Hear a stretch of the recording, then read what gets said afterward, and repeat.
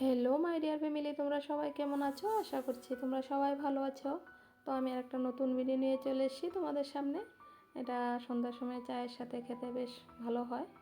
তো এটা মিনি সিঙ্গারাও বলতে পারো। আমি একটু অন্যরকম স্টাইলে বানিয়েছি। তো চলো কীভাবে বানিয়েছি তোমাদের সাথে একটুখানি শেয়ার করি। তো দেখো, এখানটায় আমি 2 কাপ ময়দা নিয়ে নিয়েছি।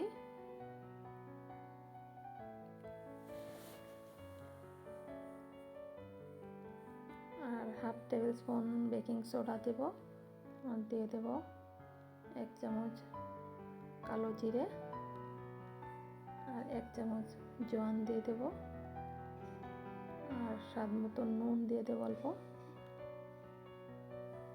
তোমরা কে কোথায় থেকে আমার ভিডিওগুলো দেখছো কমেন্টে জানিও, ভালো লাগবে। আর আমার পাশে থেকেও এভাবেই।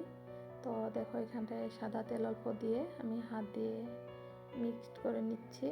ময়ামটা ভালো করে দিয়ে দেবো এখন। তো এখানটা আমি অল্প অল্প জল দিয়ে একটু শক্ত করে ডো একটা করে আমি রুটি বানিয়ে নিয়েছি 2টা। আর এখন বানাবো, চলো আলুর পুরটা কীভাবে বানিয়েছি। এখানটায় তেল দিয়েছি, পেঁয়াজ, কাঁচা লঙ্কা, নুন দিয়ে অল্প ভাজা ভাজা হওয়ার পর আলু সিদ্ধ করে রেখেছিলাম, এগুলো গ্রেট করে দিয়ে দিয়েছি এখন।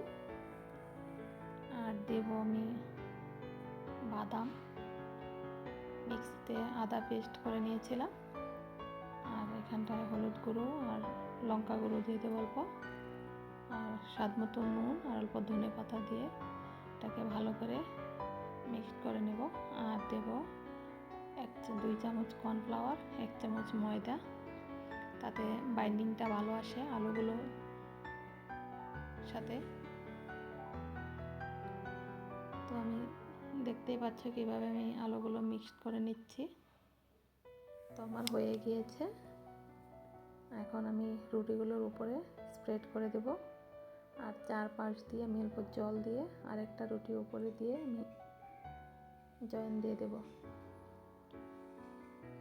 এখন এটাকে আমি অল্প বেলনি দিয়ে আর অল্প বেলে নেব ভালো করে। এখন 2টা সাইড কেটে দেব আর লম্বা লম্বা করে কেটে নেব। দেখো, স্কোয়ার টাইপে কাটছি, তোমরা অন্যরকম ডিজাইনও দিতে পারো।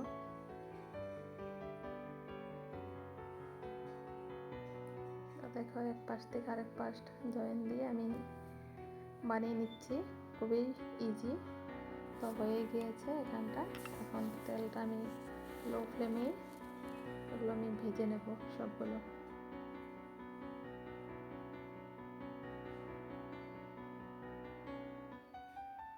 এটা চটজলদি হয়ে যায়, লোকজন আসলে তোমরা বানিয়ে দিতে পারবে। তো দেখো, আমার এক এক করে সবগুলো আমার ভেজে নিচ্ছি আমি।